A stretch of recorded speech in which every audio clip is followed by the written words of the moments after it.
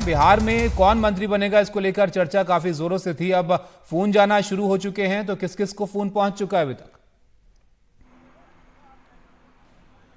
देखिए, जनता दल यूनाइटेड से राजीव रंजन उर्फ ललन सिंह, जो उनके पूर्व राष्ट्रीय अध्यक्ष हैं, उनको फोन जा चुका है। क्योंकि जनता दल यूनाइटेड के जो शीर्ष नेता हैं नीतीश कुमार, उनसे दो नाम मांगा गया था और उन्होंने ललन सिंह का और रामनाथ ठाकुर का नाम दिया है। ललन सिंह, आपको याद हो, 2000 में पहली बार राज्यसभा के लिए चुने गए थे। उसके बाद 2004 से 2014 तक लोकसभा में रहे। फिर बाद में वो चुनाव हार गए थे। उसके बाद विधान परिषद के सदस्य रहे और नीतीश मंत्रिमंडल में जल संसाधन मंत्री भी रहे थे। और 2019 में फिर से वो चुनाव जीते। 2019 से लेके वो अब तक फिर 2024 इस बार का चुनाव जीते हैं और पार्टी में सबसे वरिष्ठ सदस्य हैं जो लोकसभा या राज्यसभा के सदस्य रहे हैं। और इसके साथ ही रामनाथ ठाकुर का भी नाम, रामनाथ ठाकुर आप जानते हैं कि पूर्व मुख्यमंत्री कर्पूरी ठाकुर के पुत्र रहे हैं। अति पिछड़ा जाति के या अति पिछड़ा समाज के सबसे बड़ा चेहरा है। और रामनाथ ठाकुर इसके पूर्व जो है नीतीश मंत्रिमंडल में और लालू यादव के भी मंत्रिमंडल में वो मंत्री रहे हैं। और ये माना जा रहा है कि सीनियरिटी के आधार पर इन दोनों को मंत्री बनाया जा रहा है। इसके अलावा जीतन राम मांझी को भी फोन जा चुका है। जीतन राम मांझी आप जानते हैं बिहार के पूर्व मुख्यमंत्री रहे हैं, लेकिन ये पहली बार वो लोकसभा के लिए गया से चुने गए हैं और सीधे इस बार उन्हें, चूंकि वो एक रीजनल पार्टी हमको रिप्रेजेंट करते हैं और उसी के आधार पर जो एक हर क्षेत्रीय दलों को जो एनडीए की सहयोगी रही है उसके एक सदस्यों को बनाया गया है। और टीडीपी और जनता दल यूनाइटेड से दो लोगों को बनाया जा रहा है और उसी आधार पर जीतन राम मांझी को मिला है। लेकिन अभी तक ये स्पष्ट नहीं है। जी, जीतन राम मांझी का भी नाम है, उनको भी फोन यहां पर चला गया है। बीजेपी के कौन से नेता होंगे जो बिहार से इनके नाम यहां पर सामने आएंगे, उनको फोन कॉल जाएंगी, इस पर भी आपसे बात करेंगे। हमारे साथ हमारे सहयोगी विकास भदौरिया भी जुड़ गए हैं। विकास, अब मोहर लगना शुरू हो गई है उन नामों पर जो कैबिनेट में शामिल होंगे, फोन कॉल जाना शुरू हो गए हैं। बीजेपी की तरफ से किन चेहरों पर अब तक मोहर लग पाई है, किनको फोन जा चुके हैं? किसी को कॉल नहीं किया गया है। देर रात जरूर गृह मंत्री अमित शाह ने अपने आवास पर जो दिल्ली में अलायंस पार्टनर्स अवेलेबल थे उनको बुला के इस बात की जानकारी दी है कि उनको सरकार में मंत्री बनना है। उसमें से जीतन राम मांझी हैं, चिराग पासवान है, अनुप्रिया पटेल हैं और टीडीपी के दो मंत्री हैं, राम मोहन और पेमानी। इन लोगों को मंत्री बनाने की जानकारी खुद अमित शाह ने अपने घर पर बुला के दी थी।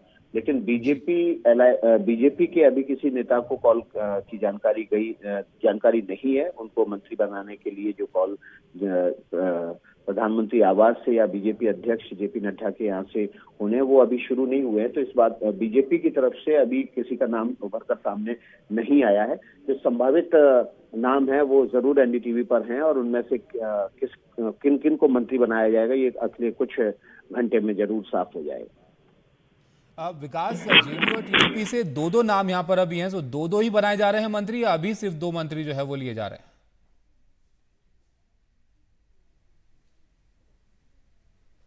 विकास से संपर्क जो है वो यहाँ पर टूट गया है, उनके पास दोबारा जो है वो जुड़ने की कोशिश करेंगे। विकास, आपसे हम जानना चाह रहे थे कि टीडीपी और जेडीयू की तरफ से दो मंत्रियों के नाम की यहाँ पर चर्चा है, दो की, तो अभी सिर्फ दो को ही यहाँ पर लिया जा रहा है या फिर सिर्फ इनके हिस्से में इतने ही आ रहे हैं?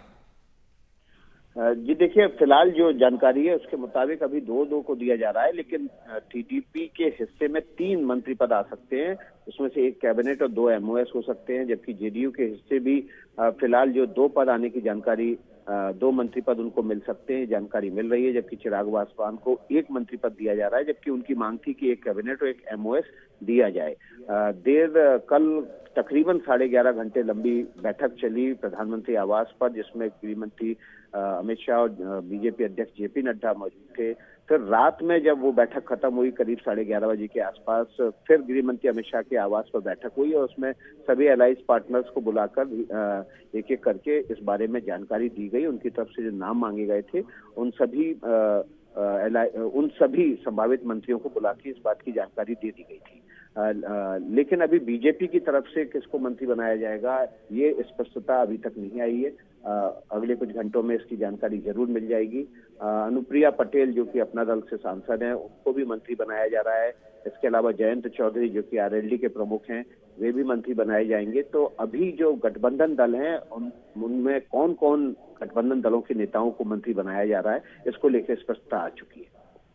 जी बिल्कुल, तो अभी गठबंधन दलों के जो नेता हैं उनके नाम यहाँ पर फिलहाल सामने आ रहे हैं। विकास, बहुत शुक्रिया आपका। रवीश भी हमारे साथ बने हुए हैं। रवीश, आप थोड़ी देर पहले आपसे बात हो रही थी, तो ये सरप्राइज वाली जो बात है वो अब धीरे धीरे खुलती जा रही है। जो कैबिनेट में चेहरे होंगे इस नई सरकार में, उनके नाम अब यहाँ पर सामने आ रहे हैं। आपके पास क्या जानकारी है? उत्तर प्रदेश से कौन कौन से नाम हैं जो यहाँ पर कन्फर्म अब नजर आ रहे हैं?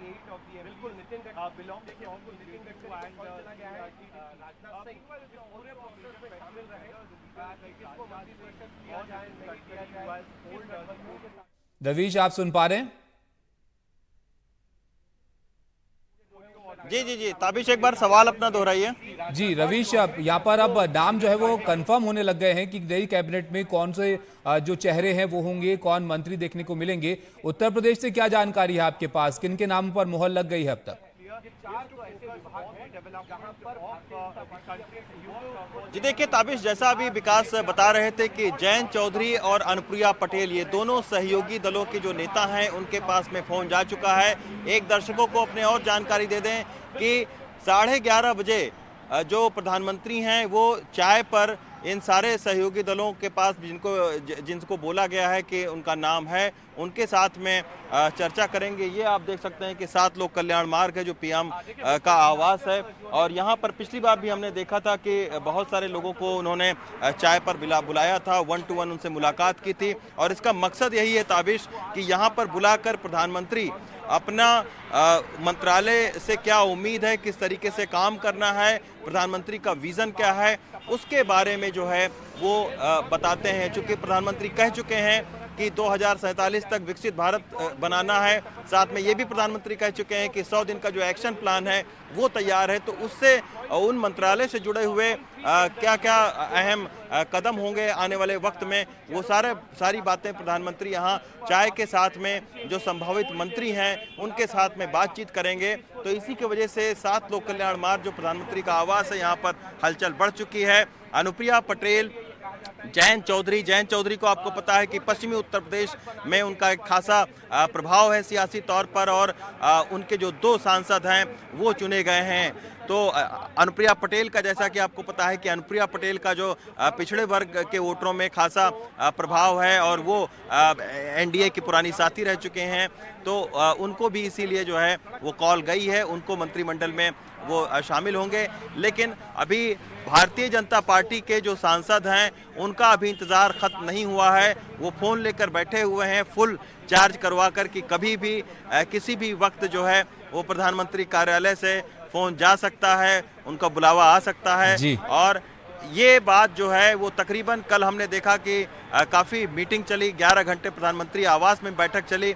लगातार प्रधानमंत्री आवास में जो हलचल है वो पिछले 3-4 दिनों से बढ़ी हुई है। तो 11:30 बजे पता चलेगा कि कौन कौन लोग यहाँ प्रधानमंत्री के साथ में चाय पीने के लिए आते हैं।